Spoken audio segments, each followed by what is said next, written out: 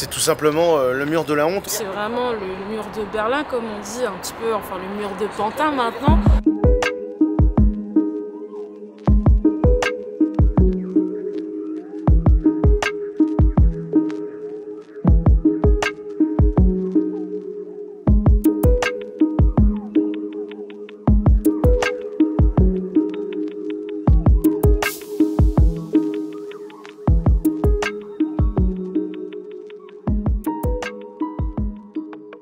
Comme ils ont fermé le passage, du coup on ne peut pas passer de l'autre côté parce que comme il y a les toxicomènes qui sont là et qui sont très agressifs, on est obligé de réfléchir à des chemins ailleurs qu'on pourrait emprunter, sauf que les autres chemins sont d'autant aussi pires, donc en fait on est un petit peu bloqué comme des rats, on est vraiment fait comme des rats et on ne sait pas comment on va pouvoir gérer la situation, quoi.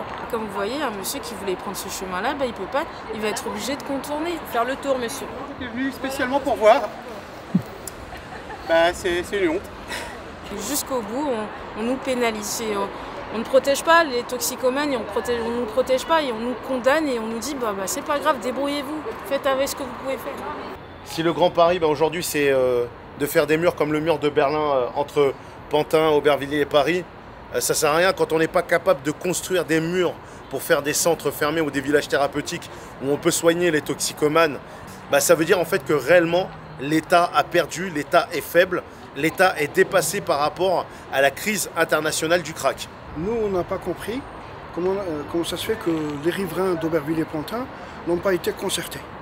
On n'a pas compris pourquoi le déplacement des crackers s'est opéré de Paris, le Pont Riquet, Jardin des Halles, etc., à la porte de la Villette, au pied des immeubles d'Aubervilliers.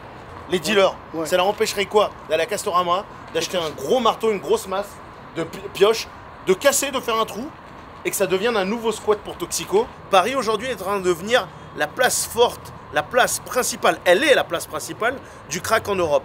On vit concrètement à Détroit-sur-Seine, sauf qu'on n'a pas Robocop. C'était le seul passage piéton, cycliste, vers Paris.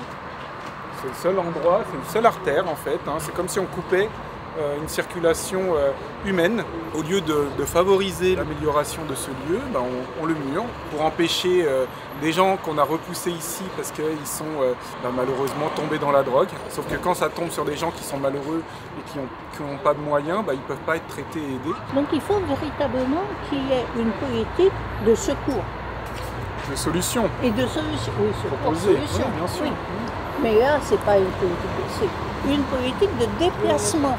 Et là, c'est vrai que pour les drogués, il y a un côté, on a le droit d'être anti-drogué, de faire un mur. Moi, je comprends qu'on ne les veuille pas chez nous et je serais le premier à pas être heureux d'avoir des gens qui consomment du crack en bas de chez moi, c'est sûr. Alors qu'il faut bien que quelqu'un s'en occupe et si tout le monde érige des murs, c'est pas comme ça qu'on va leur trouver une solution.